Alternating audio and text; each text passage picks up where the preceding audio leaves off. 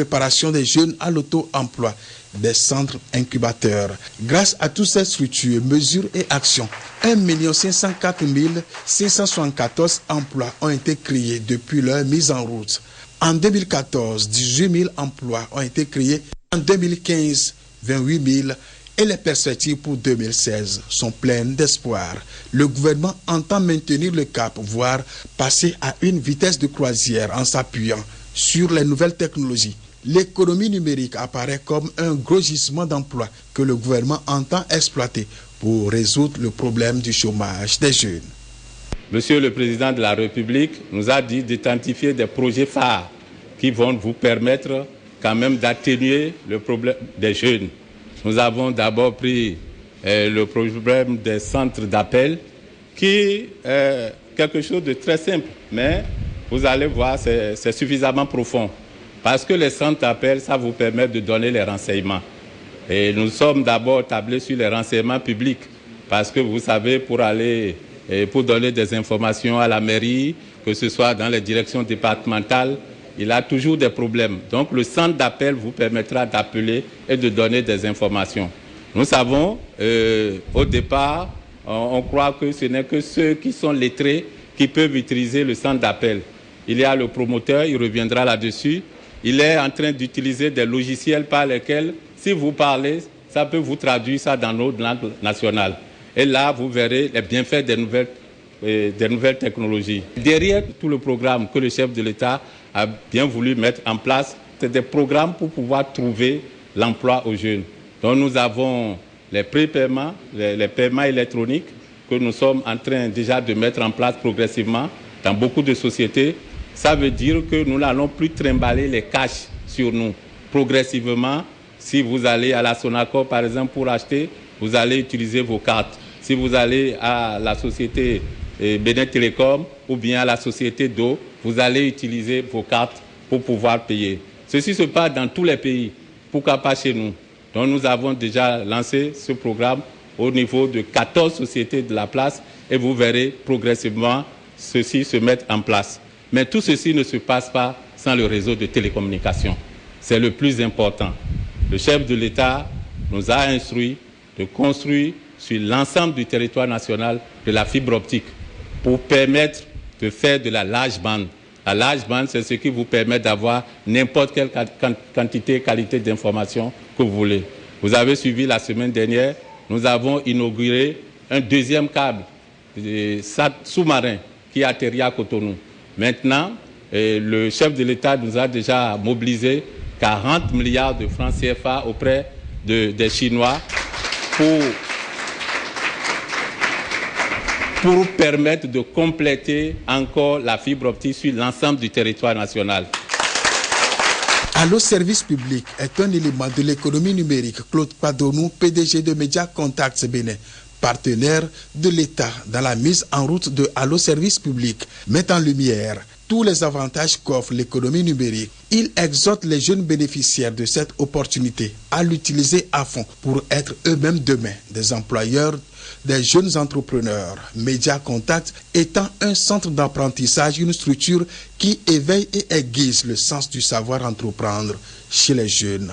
Et ce regain d'intérêt aux problèmes des jeunes met en évidence la dimension particulière du chef de l'État et géniteur de Média Contact Bénin il y a environ 10 ans pour avoir accepté de financer le projet porté par Claude Padonou en tant que président de la BOAD. Monsieur le maire, dans sa présentation, l'a dit modestement. Aucune entreprise dans le vivier de Boycon n'a la possibilité de sortir simultanément 1000 jeunes. Il n'y a que des grands hommes d'État qui peuvent faire ça parce que je suis sûr que dans cette salle, beaucoup n'ont pas compris ce qui va se passer avec ces 1000 emplois. Ces 1000 emplois, monsieur le maire, les élus de Boycon, ça va permettre à Boycon d'être un pôle de compétitivité.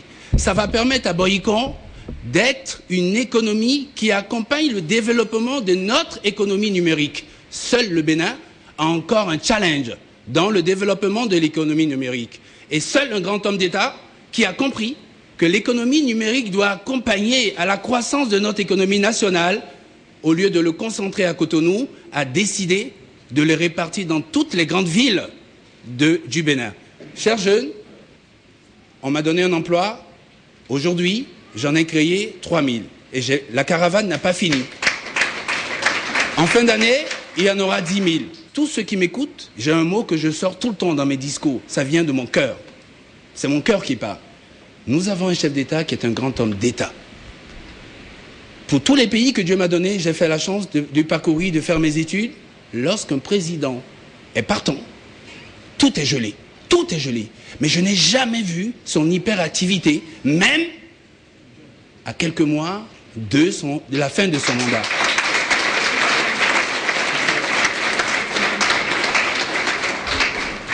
C'est pas de l'hyperactivité, mais simplement, c'est un grand homme d'État. Je vous en supplie, il ne s'agit pas de Bénin.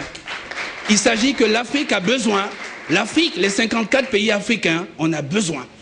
Le destin de l'Afrique, c'est maintenant. Et il nous faut des grands hommes d'État comme ça pour nous pousser vers l'avant. Allo Service Public est né pour vivre longtemps et assouvir les besoins d'emploi des jeunes. La NPE se veut le cadre d'appui à cette initiative pour atteindre cet objectif. Son directeur général Didier Diego a mis en évidence le partenariat mis en place entre sa structure et Média Contact Bénin pour faire de Allo Service Public un outil qui va résister au temps parce que reposant sur des bases légales. En multipliant ces initiatives, le chef de l'État se dit ému par un seul souci, la prospérité du Bénin, qui doit se faire par tous les fils du pays, dans l'unité et la paix. On s'est levé tout à l'heure pour saluer la mémoire du président Mathieu Kérékou. Que Dieu le Père Céleste puisse l'accueillir dans son royaume. Mes chers jeunes, nous sommes appelés à poursuivre l'action qu'il a entamée. Et pour moi, j'ai toujours rêvé d'un Bénin prospère. Mais la prospérité ne peut se concevoir qu'avec les bras de tous les fils de notre patrie commune. Et vous comprenez bien, c'est vrai, nous ne sommes pas dans la même situation que ces pays dotés de ressources du sous-sol, appelés aujourd'hui pétrole, zinc, cuivre, appelés aujourd'hui gaz, etc. Mais j'estime que la construction d'un pays comme le nôtre, eh bien, doit être conçue d'une autre manière. Mais pour moi, l'essentiel est que nous soyons unis, et qu'on n'ait pas un Bénin, j'allais dire, à deux vitesses. Un côté, le citoyen qui aujourd'hui, d'une manière ou d'une autre, qui soit opulent, qui vive dans une bourgeoisie, et l'autre côté, constitué de jeunes qui souffrent énormément. Je suis de cœur avec vous. Nous allons réunir des partenaires avec qui nous sommes en train de concevoir maintenant un gigantesque programme pour que d'ici janvier, par la grâce de Dieu le Père Céleste, nous puissions créer près de 50 000 emplois. Utiliser près de 50 000. Et chaque agent que vous serez sera un agent démultiplicateur. Le cadre institutionnel vous a été présenté. L'NPE, d'abord dans le cadre de ce que nous avons mis en place. Je peux commencer.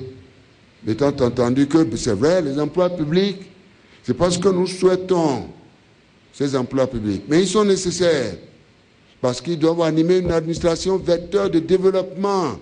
C'est vous qui allez orienter le secteur privé. Nous avons des préalables à lever. Et ces préalables-là, c'est ce que nous appelons les réformes structurelles qui doivent nous aider à assainir l'environnement des affaires. Et nous ne faisons que cela. Pour créer une entreprise, par exemple, je crois que le temps nous presse, une équipe vous viendra pour rentrer dans les détails. Parce que lorsque vous aurez quitté, l'objectif est de vous permettre de créer vos entreprises, d'être employeur, auto-employeur, pas nécessairement dans l'administration, mes chers compatriotes. L'administration, c'est nécessaire, mais elle ne peut pas nourrir une nation. Elle oriente, elle aide les privés à s'installer.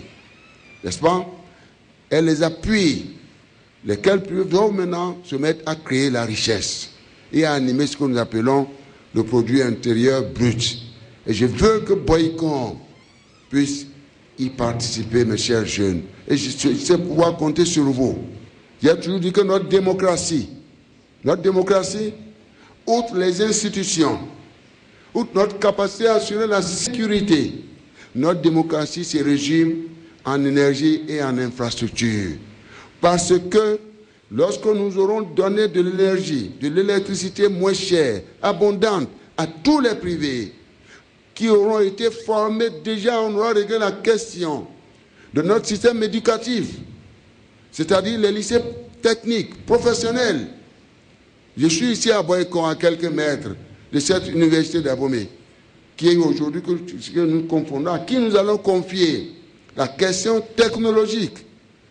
La Banque islamique de développement nous a déjà octroyé près de 45 milliards pour construire l'université d'Abomey,